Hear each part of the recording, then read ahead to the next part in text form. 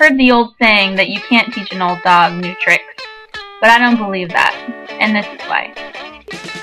Because all it takes is a little time, patience, and of course, a handful of yummy treats. Allow the dog to get a whiff of the treat so they know what's in store for them.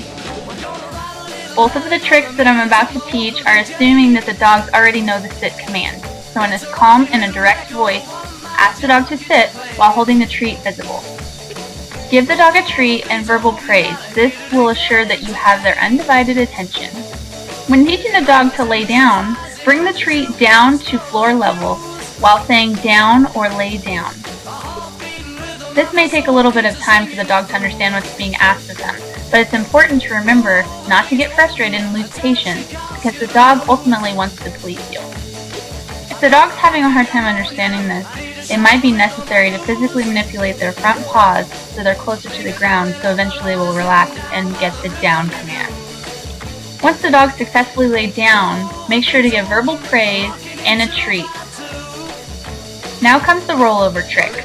When the dog is in a down position, hold the treat up over the snout while giving the verbal command of roll over, leading the dog's snout to the opposite side of which they are already laying.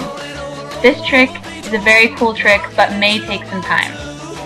After the dog rolls to the opposite side in which it was originally laying, reward with a treat and verbal praise enthusiastically so the dog knows that they have done what you were wanting them to do. Now we're going to work on the shake and the high five trick. After the dog sits, put your hand down above ground level and say shake.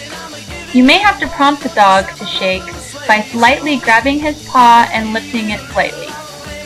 Once the dog places his paw in your hand, offer a shaking motion and reward with verbal praise and a treat. Once the dog gets the handshake trick down, you can try to switch it up a little bit by asking for the other paw. Always be sure to reward the dog with the treat that you're offering him initially.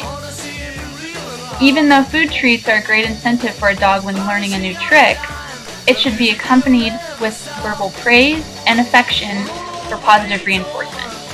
Once the shake trick is mastered, we can add to that dog's already known skills by adding the high five, in which we just have a dog raise his paw a little bit higher and put our hand up as opposed to down. It's funny to me how when the treats are all gone, the dogs suddenly lose any ambition to perform any tricks. And that is how you teach a couple of old dogs new tricks.